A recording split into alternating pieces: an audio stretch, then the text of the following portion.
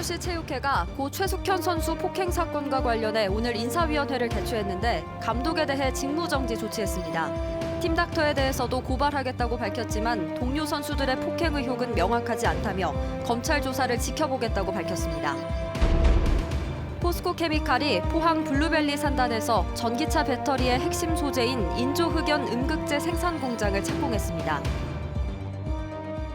여러분 안녕하십니까? 포항 MBC 뉴스입니다.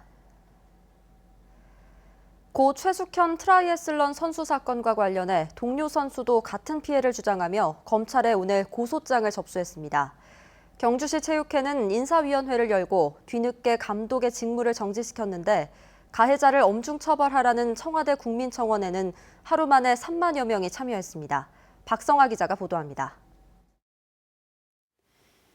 작년 3월 뉴질랜드 전지훈련에서 감독과 팀 닥터의 폭행은 40여 분간이나 계속됐습니다.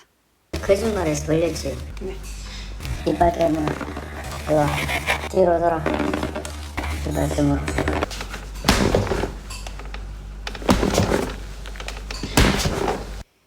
갈비뼈에 금까지 간 최숙현 선수에게 감독은 사흘간 굶으라고 지시합니다.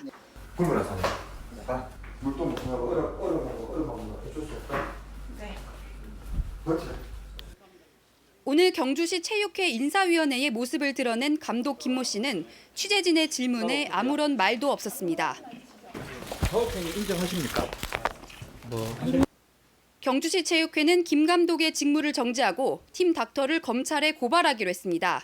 다만 최 선수가 폭행했다고 지목한 선배 선수 2명에 대해선 사실관계가 명확하지 않고 당사자들도 완강히 부인해 당장 징계하지는 않기로 했다고 밝혔습니다. 선수에 대한 징계는 없습니다. 일체 그거는 너무 상반되고 결코 진술을 들어본 결과 그런 것도 없고. 최 선수의 동료 한 명도 경주시청팀에 있는 동안 지속적으로 폭행과 괴롭힘을 당했다며 오늘 대구지검에 고소장을 접수했습니다. 이 선수의 어머니는 MBC와의 통화에서 자신의 딸도 감독과 선배 선수로부터 고 최숙현 선수만큼이나 아주 많이 맞았다고 털어놨습니다. 이제 검찰의 본격적인 수사 착수가 시작될 상황. 하지만 최 선수의 아버지는 대구지검의 늑장 수사에 분통을 터뜨리고 있습니다. 딱 한 달 전인 6월 2일 사건이 대구지검으로 넘어갔지만 몇 주가 지나도록 경찰 수사와 마찬가지로 별다른 진전이 없자 최 선수가 많이 힘들어했다고 합니다. 빨리 좀 처리해 주세요. 지금 애들이 너무 2차 피해가 심해가지고 그럴 때도 별 응답이 없고. 가해자 측에서 고검장 출신의 전관 변호사를 선임했다는 소식, 그리고 큰 처벌을 받지 않을 수도 있다는 수사당국의 말에도 실망감을 감추지 못했습니다. 두들패는 이거 뭐 벌금도 안 나올 수도 있고 안 나올 수도 있고 뭐 별거 아니네요.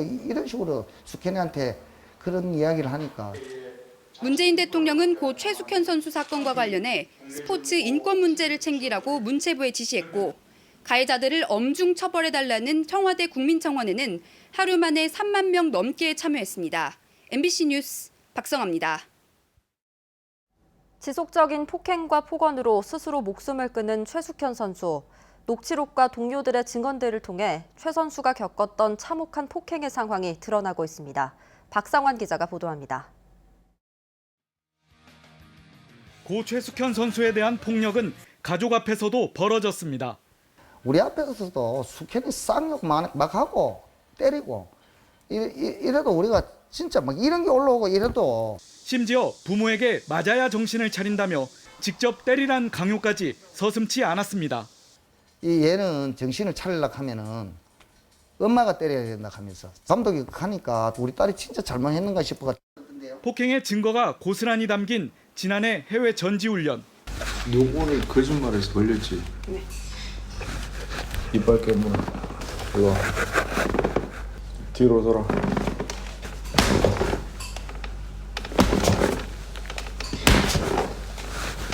감독과 팀 닥터가 무서워 병원에도 가지 못했고 폭행의 가해자이자 의사 면허조차 없는 팀 닥터는 갈비뼈에 실금 정도 같다며 운동을 계속시켰습니다.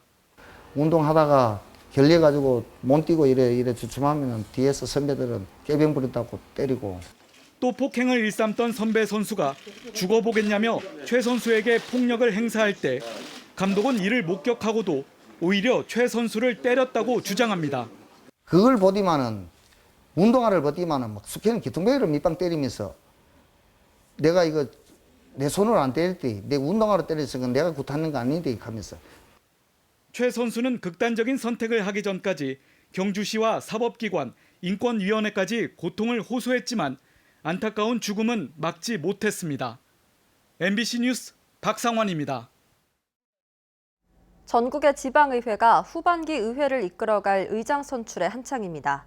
그런데 후보 등록이나 정견 발표 없는 무기명 비밀 투표인 의장 선출이 교황 선출 방식과 같아 비민주적이라는 불만이 곳곳에서 나오고 있습니다. 다수당 의원들이 독단으로 결정하는 악순환, 이제는 고쳐야 한다는 지적입니다. 김기영 기자가 보도합니다. 포항시 의회를 비롯한 전국 대다수 지방의회가 무기명 투표로 의장을 뽑습니다. 과반수 득표자가 나올 때까지 2차, 3차 계속 투표한다고 해서 교황식 선출 방식이라는 수식어가 붙었습니다. 비밀 투표이다 보니 왜 의장에 출마하는지, 의장이 되면 의회 운영을 어떻게 할 것인지 정견 발표도 없습니다. 이른바 깜깜이입니다. 포항시 의회의 경우 전체 의원은 32명, 통합당 19명, 민주당 10명, 무소속 3명으로 다수인 통합당 의원들은 단독으로 사전에 모처해서 의장과 부의장을 사실상 뽑아 놓았다는 후문입니다. 40%나 되는 민주당과 무소속 의원은 들러리에 불과합니다. 변화를 요구하는 소수의 목소리는 무시되고 있습니다. 24개 의회는 정견 발표제를 도입하고 시행하고 있으며 나머지 포항시를 포함해서 아직도 교황 선출 방식으로 운영하고 있습니다. 포털 검색어에 교황 선출을 넣으면 정작 교황 선출보다는 의장 선출 방식을 문제 삼은 기사가 가득합니다. 의장 출마에 앞서 공식적으로 정견을 피력한 후보는 복덕규 의원뿐입니다. 서로 32개 의원과 소통하고 또 특히 초선 의원들이 의정 활동 열심히 할 수 있도록 우리 다선 의원들이 만들어주고 또 가장 큰 기능이 집행부의 견제와 감시 기능이기 때문에 국회에서는 다수인 민주당이, 지역에서는 역으로 통합당이 의장단과 상임위원장을 싹쓸이하는 수의 정치를 하고 있어 지역민의 다양한 의견 반영은 온데간데 없고 그들만의 리그를 즐기고 있습니다. MBC 뉴스 김기영입니다.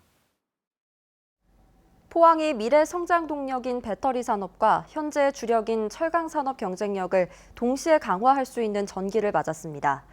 포스코 케미칼이 포항 블루벨리 산단에서 전기차 배터리의 핵심 소재인 인조흑연 음극재 생산을 위한 첫 삽을 떴고 산자부는 철강 산업 경쟁력 강화를 위해 5년간 1,300억 원을 지원하겠다고 밝혔습니다. 이규설 기자입니다.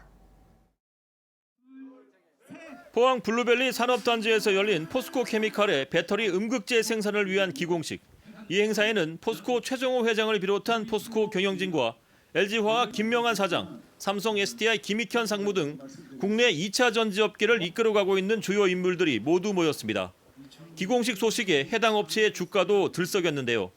포항에서 생산되는 인조흑연 음극재는 전기차 배터리의 급속 충전을 가능하게 하는 핵심 소재입니다. 그동안 전량 수입에 의존해 왔는데 2023년부터는 전기차 42만 대를 만들 수 있는 연간 16,000톤의 음극재가 포항에서 생산됩니다. 그 천연 흑연은 북한하고 중국에서 많이 납니다. 그럼 만약에 이 문이 닫히면 우리는 배터리를 만들 수가 없습니다. 그래서 인조 흑연으로 만들어서 인조흑연 음극재는 침상 코쿠스를 재료로 만들어집니다. 그래서 포스코 그룹은 이날 기공식을 배터리 산업 경쟁력 확보와 미래 성장을 위해서 중요한 도약의 순간이라고 평가했습니다. 인조흑연을 생산하지 않으면 우리 배터리 산업이 이 동력이 떨어진다 해서 그걸 뒷받침할 겸 또 우리 포스코 그룹도 차세대 성장의 원동력으로 인조흑연을 생산하게 된 겁니다. 이런 긍정적인 분위기 속에 경북도지사와 포항시장은 기공식이 열린 공개석상에서 포스텍 의대 설립에 포스코가 힘을 보태줄 것을 최정호 회장에게 공식 요청하기도 했습니다.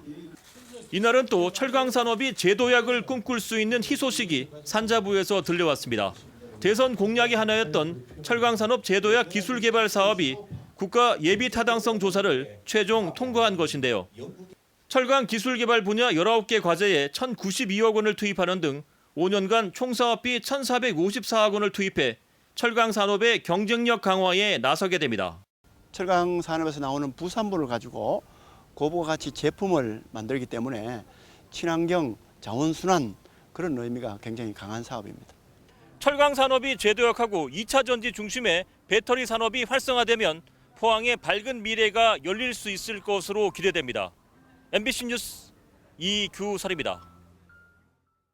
울릉군의회 제8대 후반기 의장에 미래통합당 소속 3선의 최경환 의원이 전체 의원 7명 가운데 4표를 얻어 선출됐습니다. 부의장에는 같은 당 소속 초선의 이상식 의원이 선출됐습니다. 월성원전 맥스터 반대 경주시민대책위원회와 울산운동본부, 양남면 반대대책위원회, 정의당 유호정 의원 등은 오늘 기자회견을 갖고 사용 후 해결료 공론화를 중단하고 전 국민이 참여하는 고준위 핵폐기물 관리 정책을 마련하라고 정부에 촉구했습니다. 또 월성원전 맥스터 증설을 위한 시민참여단 구성 과정에서 공정성과 투명성이 훼손됐다며 지역 공론화 중단과 월성원전 지역실행기구 해산을 요구했습니다.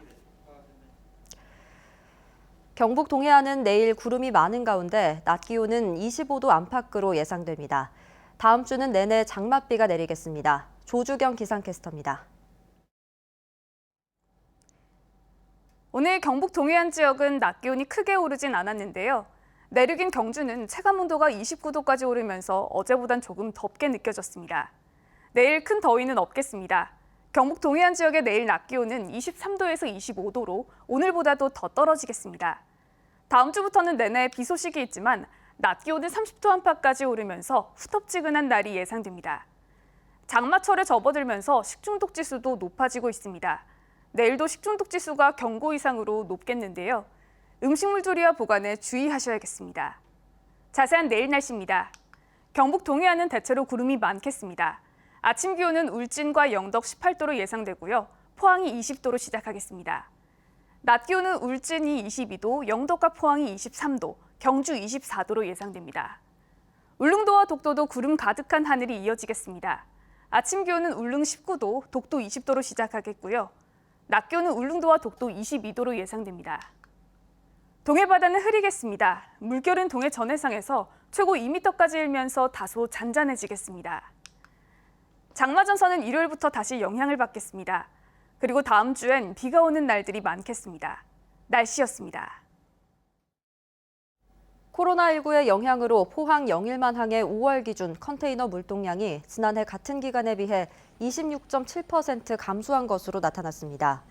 러시아의 자동차 수입 중단과 자동차 산업 침체로 인한 포스코 선제 수출 감소, 포항 베트남 항로 운영 중단 등으로 물동량이 크게 줄어든 것으로 분석됩니다. 하지만 지난달에 포항 러시아 간 정기 컨테이너 항로가 운항을 재개하는 등 물동량이 증가하고 있어 9월 이후부터는 수출입 물량이 예년 수준을 회복할 수 있을 것으로 예상됩니다. 경주시가 옛 시청 자리에 만든 신라대종을 관광자원화하기 위해 타종체험관을 지었지만 1년이 지나도록 타종체험이 이루어지지 않고 있습니다. 경주시는 4억 원을 들여 한식 목구조 양식으로 타종체험관과 화장실을 지난해 7월에 완공했으나 아직까지 활용하지 못하고 있습니다.